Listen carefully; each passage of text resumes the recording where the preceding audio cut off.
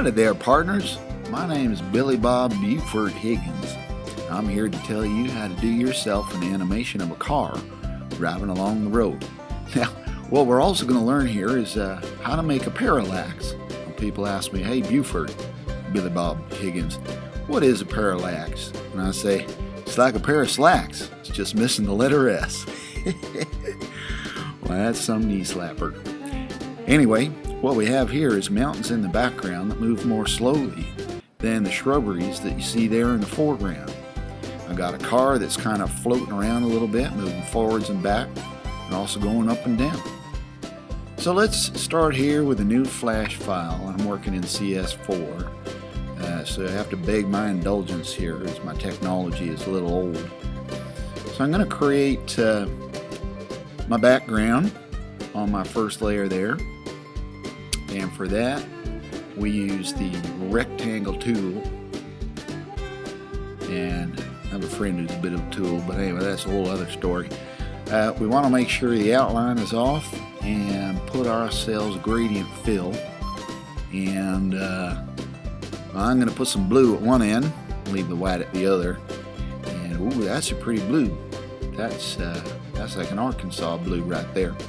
I'm going to rotate that. Why did I squash that?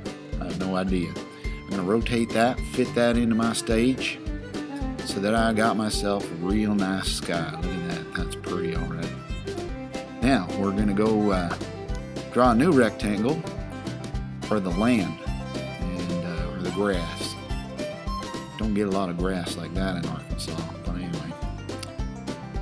So I rotate that into position, squash it in there like that, spread it out. There you go. Look at that. That's a beauty. Now the next thing I'm going to do is I'm going to put a sidewalk in.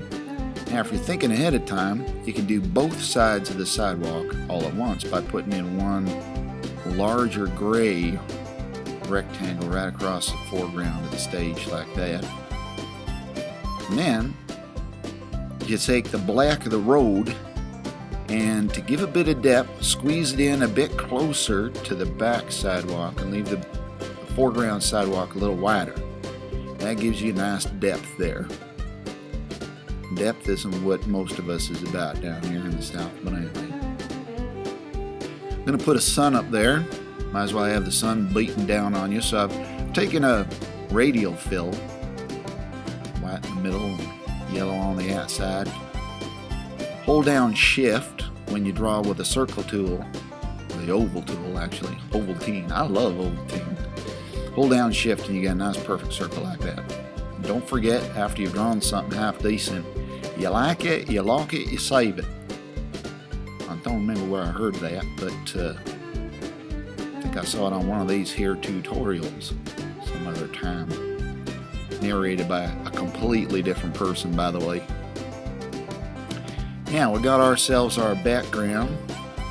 What do I do next here? I want to make sure that my scene lasts about 5 seconds.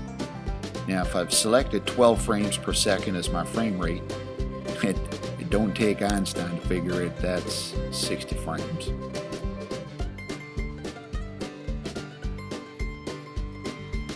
Now here we go, I'm going to put my mountains in, and it just so happens, I've already drawn some, that I put in a library from another version of this same project.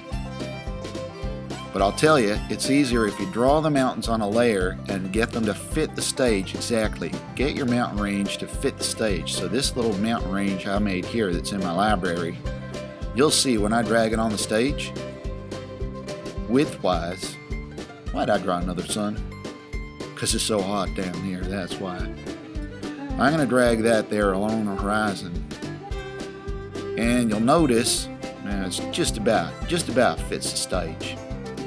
But there's a reason for that, and we'll get to that later. Now I'm going to drag a second version of that. I'm going to zoom out so you get the idea of what I'm doing here. I drag another version of the mountains, squeeze them out outside of the stage. Select them together and modify to group. So now both those chunks of mountains will move together as one. Now the next step's real easy. Go to frame 60, insert a keyframe, drag them across so the second set of mountains lines up where the first one was. And then, in my case, I create Classic Queen. Classic Queen? I love Classic Queen. Some of that Bohemian Rhapsody business. Classic Queen is what I meant to say. Got my mouth all full of marbles. That's what happened there. So, you like it, you lock it, save it.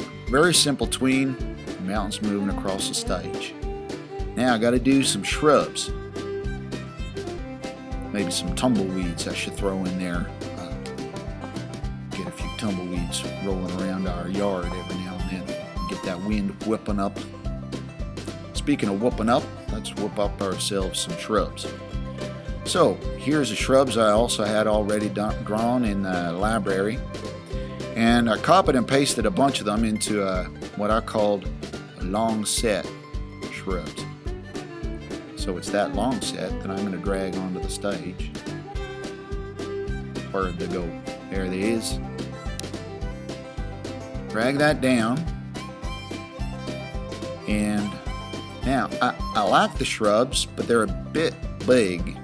When I put a car on that road, see, I'm blocking out most of the road. So I got to make sure that I can use the free transform tool, squash them down there a little bit. That looks a bit better.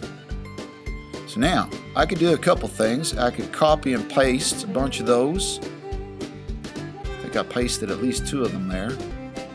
Or I could just drag a couple more sets out of the library. I copy and pasted because in this case I shrunk them down. So every time you drag out of the library, you got to make them smaller again. So this makes sure that I have a bunch of sets exactly the same size. And length, or width, or length. And you can use the cursor key to doot doot. Just like that. Just tap it down right into place. Select all of those, modify the group. Now they'll all move as one unit. Do the same thing like I did with the mountains. I insert a keyframe at frame 60, drag the shrubs all the way across that stage so they line up right there. Use the cursor key again if I have to. And then create Classic Tween, not Classic Tween, or Queen. Now, when I test that movie, see how those shrubs in the foreground move faster than the mountains? That's great. I mean, tarnations, things are going just so smooth right now. I'm going to lock all that stuff up, save it. I'm ready for my car. Just like baking something in the oven. I already got a car in my library. I'm going to take you to that car, I think. Let me just show you what happened there. Got to go to that demo.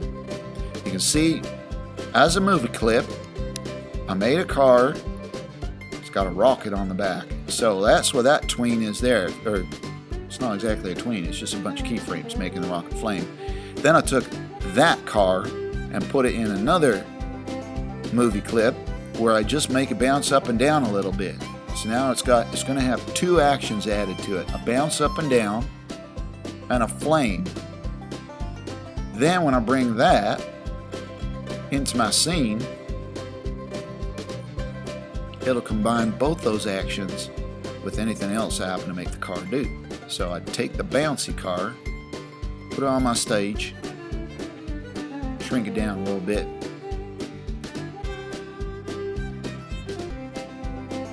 There we go. Like that. Use the cursor key to put it right on the road, real gentle like. Now, I'm going to put in a whole bunch of keyframes all at once. There's a keyframe, another keyframe. Do this a few times. There we go. Just because I want the motion to appear kind of random. If you select all of those, you can right-click, put in all your tweens at once. Now it's just a matter of moving the car around. So I go to that frame, move the car forward a little bit. That frame, leave it back where it was. That one, I don't know, move it back a touch. That one, leave it where it was. And that one a little forward again. And that one there, it's back where it was again. So now let's test our movie. Oh golly, look at that. It's a car with a rocket riding around on that road, riding faster than a horse. having just eaten pepper sauce. That's it for the demo today. See y'all next time. Bye-bye.